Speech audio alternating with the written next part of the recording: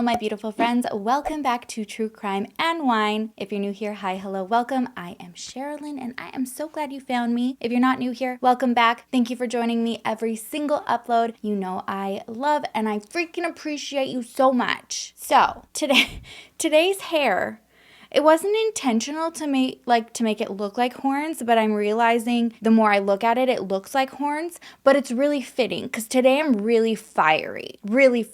I was recently tagged in a news article about the case that we're going to talk about today from a longtime Sippendale. She's actually one of the admins over on the Facebook group, The Sippendales. Her name is Arwen, and I cried when I read this article and I saw the footage and I heard the 911 call. And this shit just can't happen anymore. Today we're talking about Christian Glass, who was a 21-year-old young man who was shot by police who he called for help from when his car was stuck on rocks in the middle of an abandoned road in the middle of the night. Trigger warning for this case, there will be some body cam footage. We're not going to actually show the actual kill, but it can be triggering for people. There'll be the 911 call as well. In my opinion, the 911 call it's precious to hear him, and it makes this whole thing even more infuriating. In terms of the body cam footage, though, you are going to see his window be broken by police officers. He is going to be struck by beanbag bullets and also tased. Yeah, it's a lot.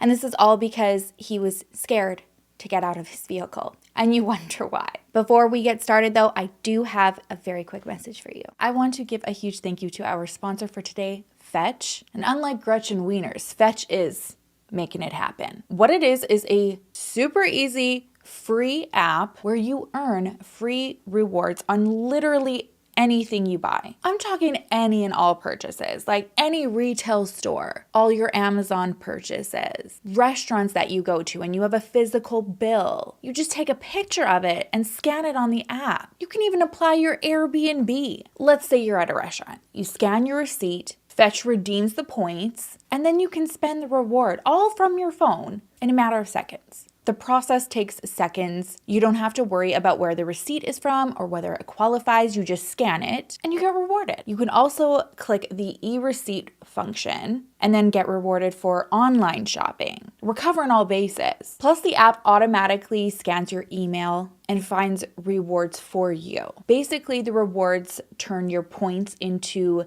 gift cards, and then you can apply that to shop, whether it's at a specific restaurant that you like, or if you're a big Amazon guy, Visa, whatever. Oh, and one thing I really love is that you can also scan receipts that are up to 2 weeks old. So say you just did a really big shopping spree for Christmas and you didn't get those receipts scanned in, don't you worry, you still have time. Don't let those points go to waste. Click the link in my description or download the Fetch app and use my code Sherilyn, and you'll also get 5,000 points when you scan your first receipt. Once again, you can just click the link in my description or download the Fetch app and use my code Sherilyn and get 5,000 points after you scan your first receipt. Thank you again so much, Fetch, for sponsoring today's video. All right. Christian Glass. Let's start with Christian. Christian was a 22-year-old young man. He was born and raised at a young age until the age of 9 with his sisters in Christchurch, New Zealand. They were raised by their mother, Sally Glass, and their father, Simon Glass. Sally was originally from England and Simon from New Zealand. So the family lived for the first 9 years of Christian's life in New Zealand, and then they actually moved for a year over to where his mom was from, which I think is super cool. And then they relocated to the United States, and they moved to California initially, and then eventually settled in Boulder, Colorado when Christian was 10 years old. So Christian was a citizen of all three places, and I have 4 fingers up there. Hey, I don't even have wine today. Today we're drinking out of a Have Yourself a Merry Little Christmas mug. I could pretend there's wine in it, but like just between you and I, it's just water. I have nothing to blame my slip-ups on today. Now, Christian is described by everybody that I have seen who has shared stories about how much they love and miss him as just the most fun-loving, caring, charismatic, funny, talented young guys. His mom said he gave the absolute best hugs. He was a very talented athlete, artist, cook. I've seen some of his artwork shared, and it's absolutely breathtaking. And then when you learn the fact that he was self-taught, it's even more incredible. He was also an avid tennis player. He liked to code. He loved to cook. He was a trained chef who really liked to combine his love of cooking and art and make like beautiful like gourmet pieces. And his favorite color was pink. You'll notice I put my light on pink today for Christian. In school, Christian got along with everyone. He didn't have issues with making friends, although his mom said that some of the guys in school would tease him because of his accent, but girls adored him. And we all know, like you can't help but just be suckered into an accent, and I'm pretty sure that's the only reason why like he would have had any issues with guys, because they were jealous they didn't have the accent and Christian did. And that's just not to say that he didn't have a very good group of good friends, that it did include guys. He did have a social group out in Boulder, Colorado, and Christian's house was the spot that he invited everybody to hang out at. His parents welcomed his friends. They had a large basement where people would go and congregate and party. But something to be mindful of is that Christian would often be found kind of sneaking away from the gathering and climbing out of a window and just sitting on his roof with one of his friends or even by himself.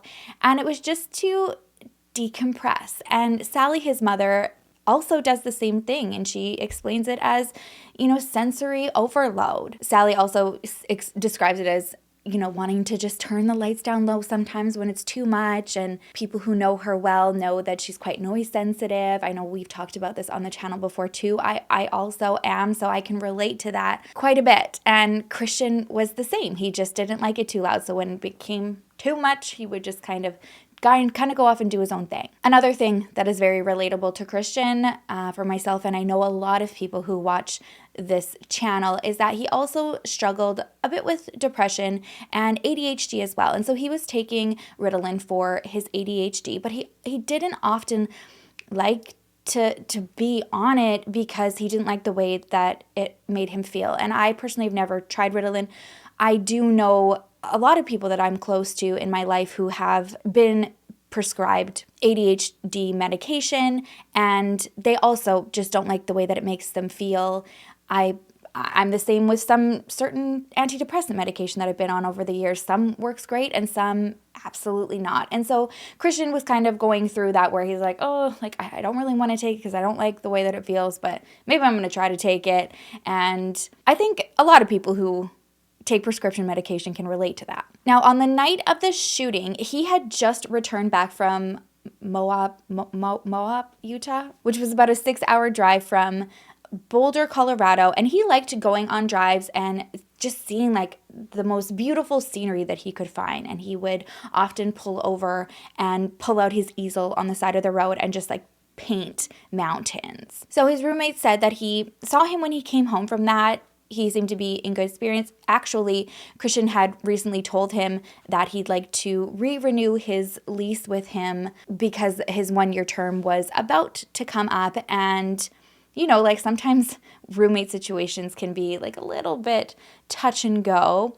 And Christian's roommate, who was actually the primary renter of the property, because it was actually his family's property, was like, yeah, you can stay as long as you want. I mean, I'm ready to re-sign you for 5 years if you want to. That's how easy Christian was to get along with. So his roommate said that when he got home, he knew that he had taken one of his Ritalin pills, and he then decided that he wanted to go for a drive. And Sally said that this makes a lot of sense, that because sometimes if he'd take the medication, he'd get this like burst of energy.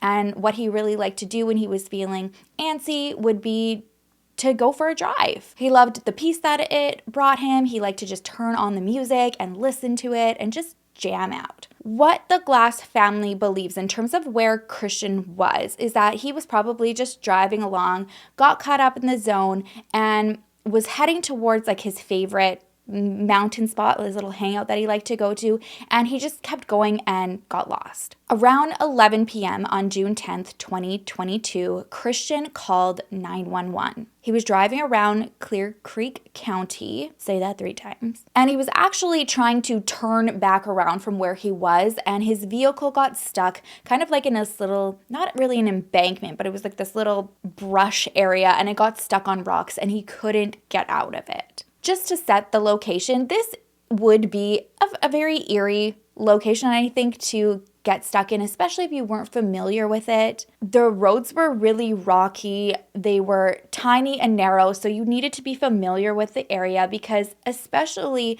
after the sun went down, it was extremely dark. There was no, highway lighting or anything like that. So at 11:20 p.m., he calls 911 to see if they can send somebody out to come and help him get unstuck. And on the 911 call, you can hear it's dark, it's secluded, he's freaking out, and he makes that very clear, like he's really scared. But this 911 call is so telling as to who Christian, I think, was, how kind he was, how innocent he was, and not a danger to anybody. And sure, when you listen to it, your mind can go wild about all of the theories about what he was experiencing at this time. He's definitely paranoid, and there's no denying that. And that could be for a number of reasons. Oh God, we just lost the button. There we go, horns back. It could be because of his medication. He did have a little bit of THC in his system when okay, button, you're gonna have to get your life together. He did have some trace amounts of THC in his system when the autopsy was done or toxicology was done. So although that amount was not anywhere above the legal driving limit, so it wasn't a lot. But, there's a number of reasons why somebody's mind could be going. And especially when you're in the dark. I mean, personally, there are times where if I turn off the lights to the basement, like the paranoia, and I'm like I actually physically have to scream out loud because I'm so creeped out, and I know I'm in my house. I'm in a familiar area. I'm not just stranded, stuck in the rocks in this dark area where I can't see anything. I don't know where I am, and I think I'm stuck for the rest of time. So just keep all of that in mind when you listen to this 911 call. Hello? Hello? Hello? Hello? This is the Clear Creek County Sheriff's Office. Hi.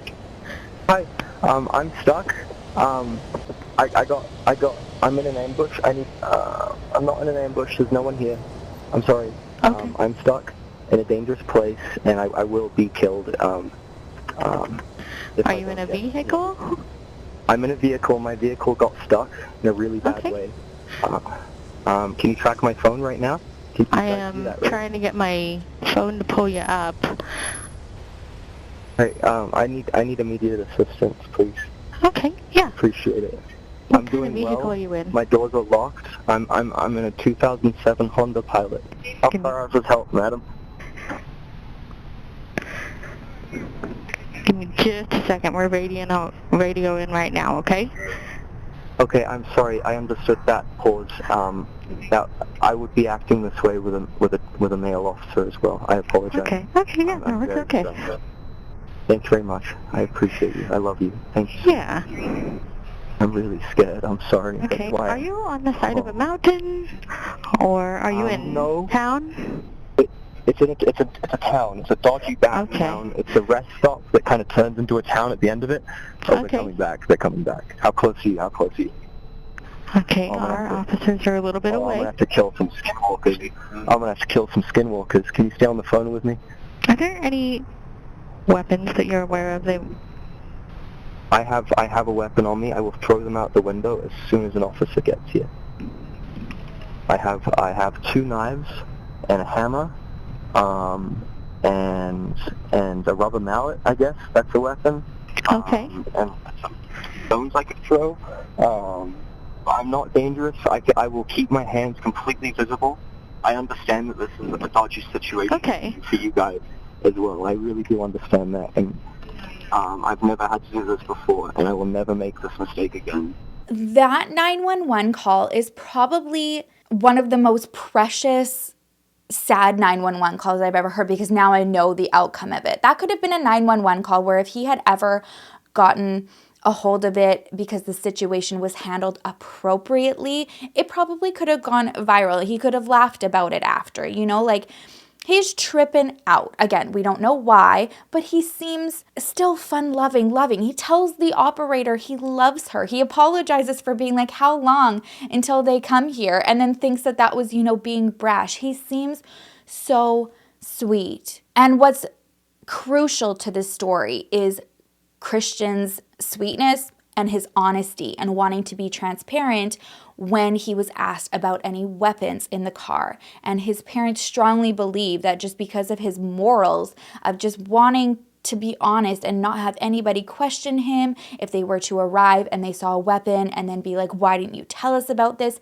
He talks about him having weapons on him, which are his geology tools that he travels with. Like I said, he loves going to the mountain areas, so he likes to collect rocks, and he always has these tools on him, but he says, I guess they could be considered a weapon, and he puts that out there. And even though he says that when help arrives, he'll throw them out of the window, I think that his family is right in saying that, paired with his fears and paranoia and then saying that he had weapons, there was way too much focus on it than there ever should have been. I also do want to touch on him talking about being scared of skinwalkers. And I hadn't seen this side of TikTok, but I guess in about from 2020 to 2021, even 2022, the skinwalker legend was all over TikTok, and it was scaring the shit out of everybody. And it also took on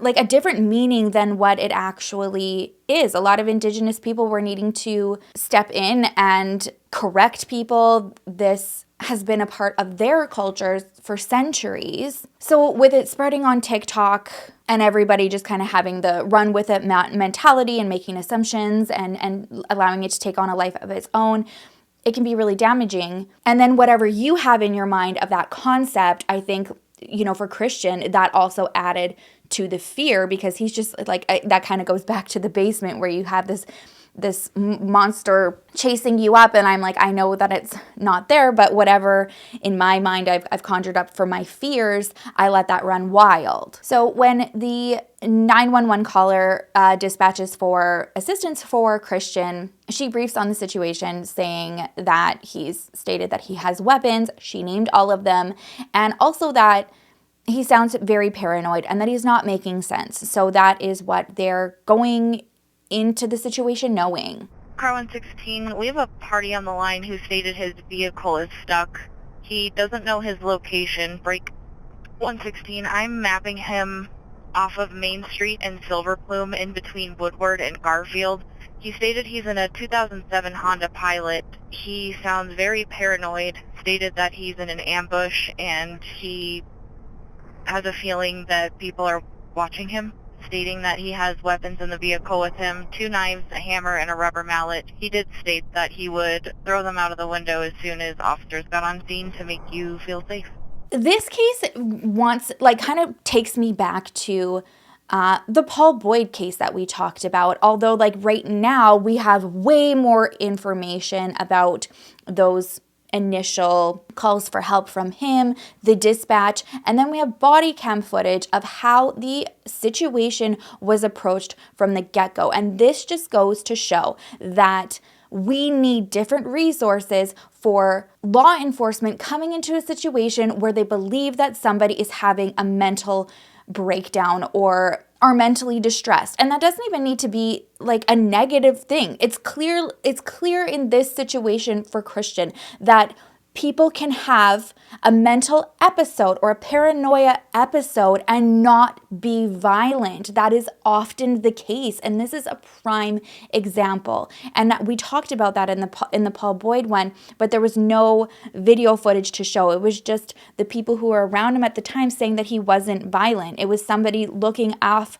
of the balcony calling in to 911 saying they believed he was attacking someone, and it wasn't the case. So here we see with Christian, he was as loving and sweet as can possibly be and had somebody who was equipped to deal with him and know how to talk to him appropriately and address the fears that he was having, because now the fear started spilling into law enforcement. It started spilling in because they come in, they rush at him, and they've got this like raised tone. They have their guns drawn. It would scare the absolute effing crap out of me. And it did to Christian, and he didn't want to get out of his vehicle. I'm going to let a report run that I came across on 9 News on YouTube. I just really love the way that they kind of interject and talk about certain things with experts, and I think that everything that they say while you're watching it just nails it on the head. But I do want to warn you that this is where we're going to watch the body cam footage, and we do see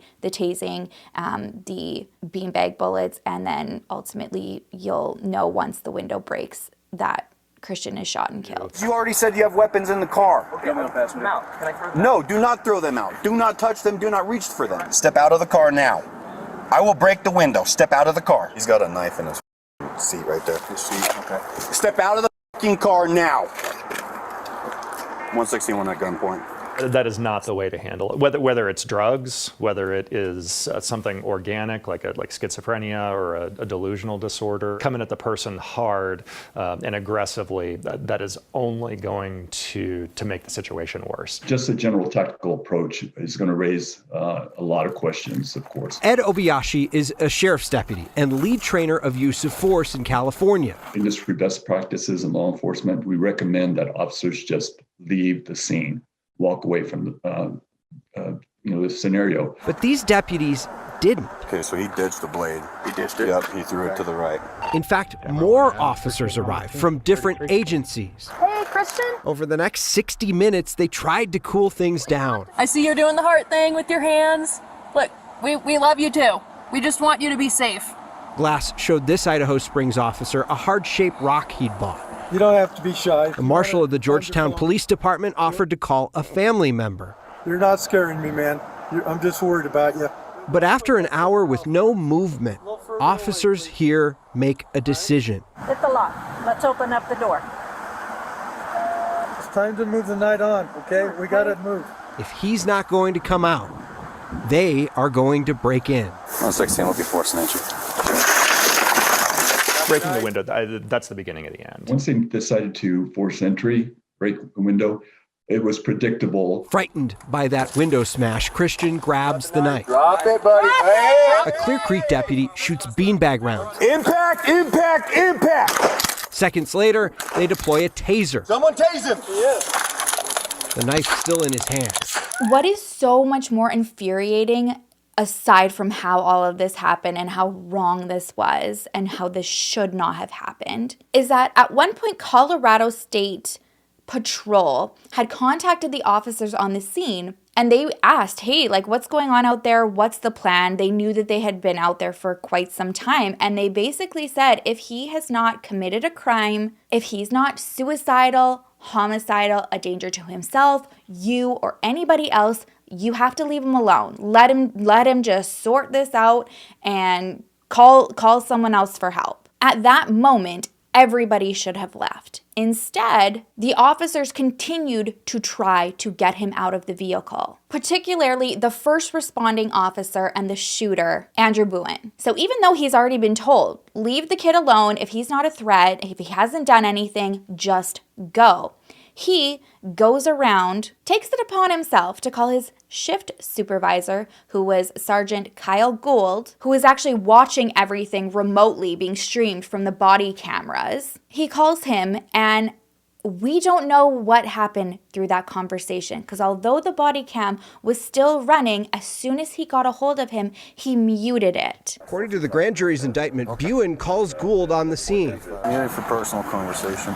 and mutes his body camera while they talk. When he sets his phone down, you can see it's Gould on the other end of the line. All we know is from what Andrew Bowen said was that when he came back to the other officers, he goes back to Chief Williams, who was on the scene, who was the older looking fellow who was saying, come on out. I'm not scared of you. Don't be scared of us. And he tells him that Gould made the call that they needed to get Glass out of the SUV. No reason why, just needed to get him out. Gould's already given us authorization. We're just trying everything we can Double check. I'm seeing 5116, and you have a fast pop in this window. Ewan checks with Gould on the radio again, then breaks the window. So far. 116 will be forcing entry. The beginning of the end. Yeah, the horns are out in full force right now because this gets even more infuriating. So after Christian is murdered, the police go to give the death notice, and his mom is alone at the time, and naturally you can only imagine how horrific getting that news would have been, and she just crumbles to the ground and can't even really process at that time what she was being told. So there weren't too many questions initially.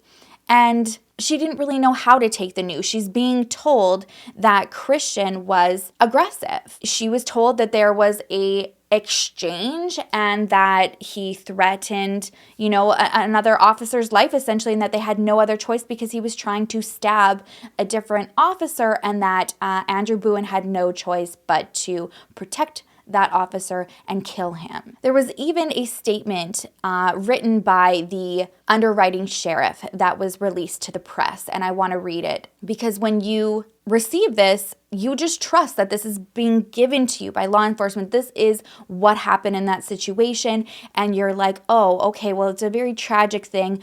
We really wish that there could have been a different approach to it, but I guess if this is how the young man was acting, they had no choice but to do what they have to do. And so this was the press release letter that was written. This was on June 11th, 2022. It says, officer involved shooting. On Friday evening, June 10th, 2022, at 11:21, the Clear Creek Sheriff Office Communication Center received a call from a motorist assist on the 600 block of Main Street in Silver Plume. Deputies arrived and found a single vehicle which appeared to have been involved in an accident. The driver and sole occupant, an adult white male, immediately became argumentative and uncooperative with the deputies and had armed himself with a knife. Additional law enforcement officers arrived and for over an hour tried to bring the situation to a peaceful resolution. So if you're reading this, you're believing that Christian, when people arrived, was immediately argumentative and was sitting there with a knife in his hand, and that was not the case at all. Deputies were able to break out the car windows and remove one knife when the suspect rearmed himself with a rock and a second knife. I can't even. And what's horrible is he did have a rock in his hand when he showed the one officer that it was shaped like a heart. Oh, you guys, this stuff gets me fired. Deputies deployed less lethal beanbags and taser with negative results. And so what's important is I've seen this played back in terms of when Christian did actually grab a knife after he had been tased.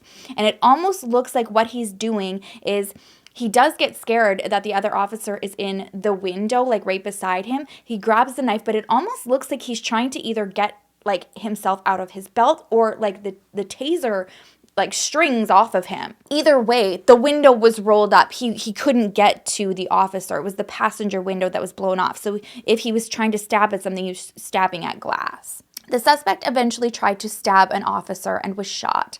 The suspect was pronounced deceased on scene. The Colorado Bureau of Investigation are conducting the investigation. The deputy involved has been placed on administrative leave pending the outcome of the investigation. The identity of the suspect will be released after positive identification and after notification of the next of kin. Press release completed by Under Sheriff Bruce Snelling.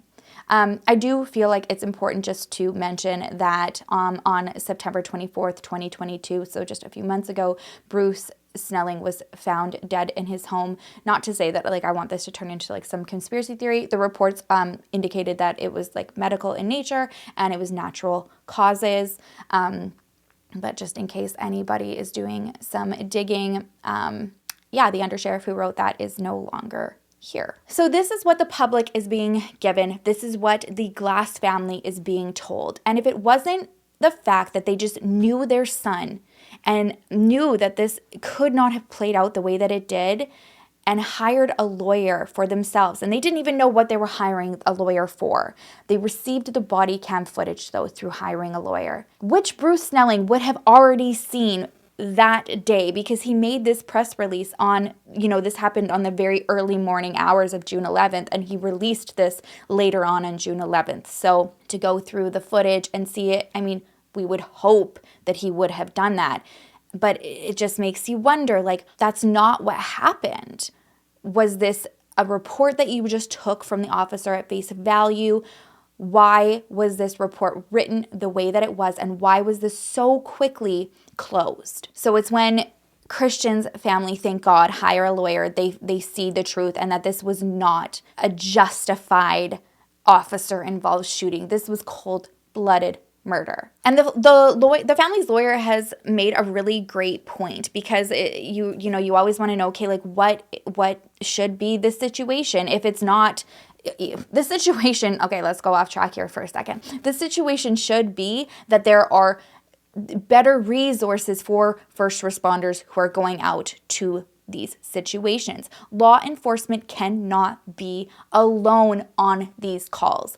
Like, I won't ever change my stance on that. This is so wrong. This isn't okay. They're not properly trained, and that's okay. If their if their duty is to, protect and serve, and they've got this, that kind of exterior of, I guess, more aggression, and you got to stand your ground or whatever. That's not how you deal with somebody who's in a crisis. You have people who go through years and years and years of training, medical professionals who are properly equipped to deal with these situations, and law enforcement just isn't. So the lawyer made a great point that if for whatever reason we can't get to the point where we have law enforcement equipped with somebody who is trained to come alongside of them, then you need to know how to walk away from a situation like this. And just because you've been called doesn't mean that the situation needs to be handled or dealt with. Many officers that their lawyer had shown this video footage to couldn't understand. They were like, if this was my call, the situation that I was coming up on, I would have put my card through the little gap that he had at the window that he allowed just to communicate, to hear them and them hear him, and say, hey, you know what? If you don't want our help, that's okay.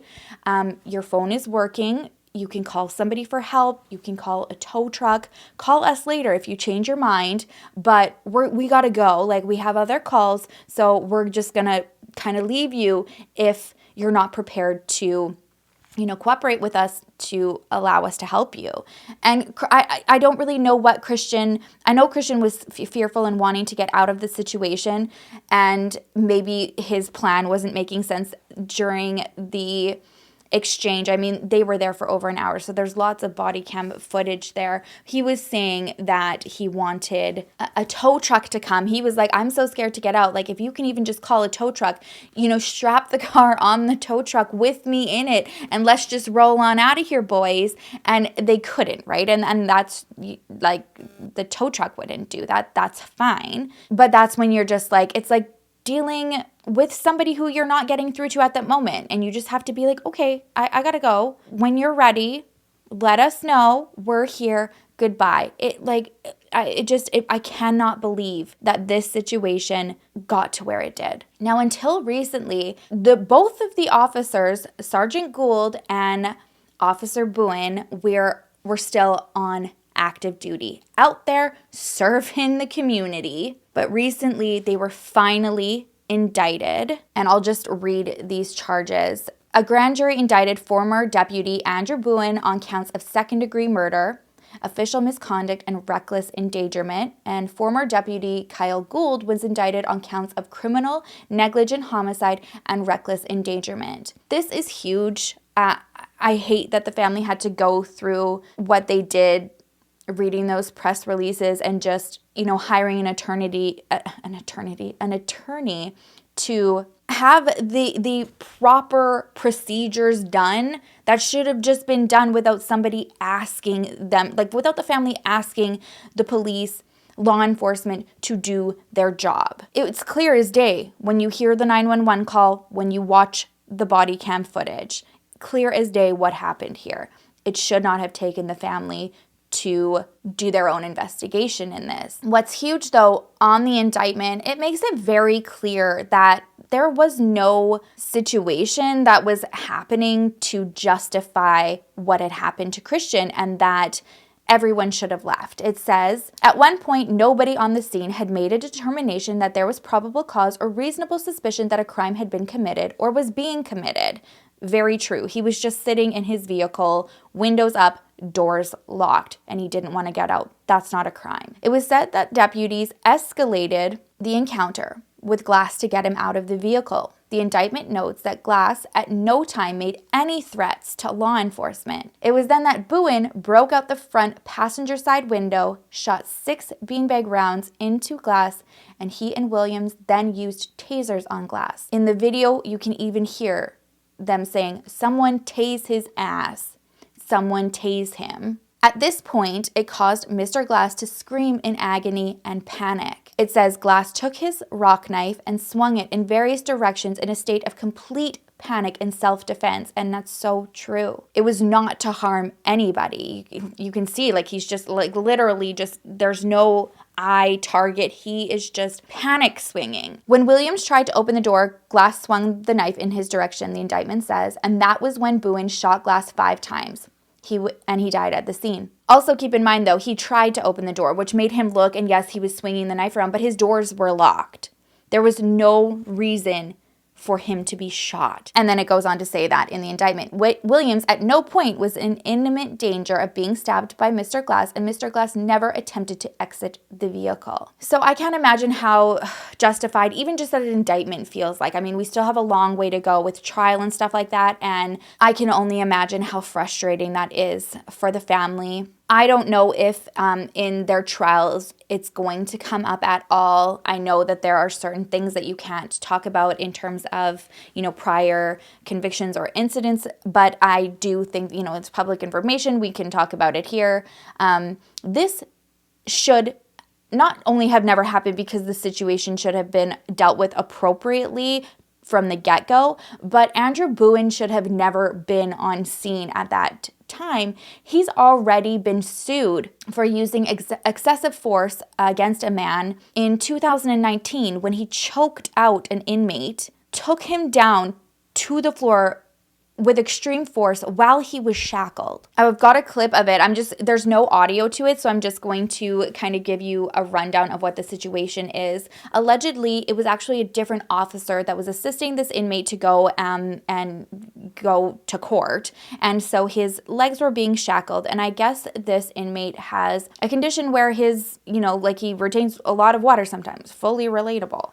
And the shackles were too tight. And you can see that the officer's down there for a little bit trying to get the shackles closed on him, and I guess he is kneeling down saying, I think we need a bigger pair because it's really hurting me. And it doesn't seem like the officer on the ground is in any sort of distress or needing any form of backup, but all of a sudden you can just see Andrew Bowen come out from the side of the camera and just come and pretty much attack this guy. So when you look at it, it doesn't, just for me, it doesn't look like this big altercation was going on where this officer needed backup. It looked like he could fully control the situation and handle it on his own if there was something that was going out. This man was already handcuffed. And in the next clip, you can see that Andrew Bowen was so aggressive with him that he's literally has his head wrapped up in gauze and he's being taken out on a stretcher. So when he sued, the sheriff's office actually settled, which can be, essentially it shows, okay, yeah, we don't want this to get too out there. We don't want to go to court. And we are aware that this was excessive force and he never should have done this. They settled, paid him out, but still allowed him to be on the force and ultimately kill Christian. I just can't imagine knowing all of this and being Christian's family or his friends, especially, you know, dealing with pushbacks in terms of getting like hearings. Recently, the 2 officers were actually granted permission to go and travel for the holidays. Yes, travel. Not just be at home and have fun for the holidays with their family, which Christian never gets to do with his family again, but travel, because Bowen posted $50,000 bond in his case, and Gould posted $2,500 bond in his case. So they were released. Their next hearing is in January 2023, and they are able to travel. Now, there is a Facebook page called Justice for Christian. I will link that in the description. I would absolutely love to see some Sippendale supporters in there sending so much love to the family. I know that his sister is active and sees the group, so I can only imagine how much the support would mean. And they are very open and vulnerable about sharing everything that is going on behind the scenes, which, you know, I think is really important to see what families go through and how this doesn't just happen overnight, and there's still like so much every day that they have to deal with. So they are encouraging supporters who are in the area to come and show up to court and sit with them and wear pink for Christian. If you can't do that, they have shared Zoom links so you can watch the court proceedings and send your support remotely. So yeah, if you guys could go and head over there, that would mean so much. At this time right now, there's not like a GoFundMe or anything like that, but I think just the support means so much. You know, even sending a photo in a pink t-shirt and Justice for Christians, something like that would probably mean the world to the family. So yeah, head over there, go there to keep up with all of the updates.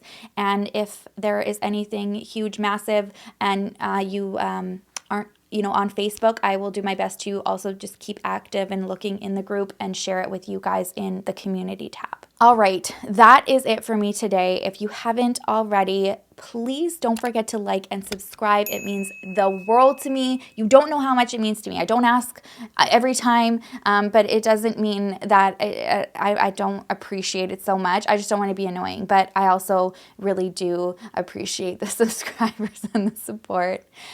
So yeah, thank you, and I will see you in the next video. I will miss you terribly until then. Make sure to love each other, love yourself. I will see you soon. Have an amazing holiday. I am sending so much love to you and your family, and I will see you in the next video. Bye.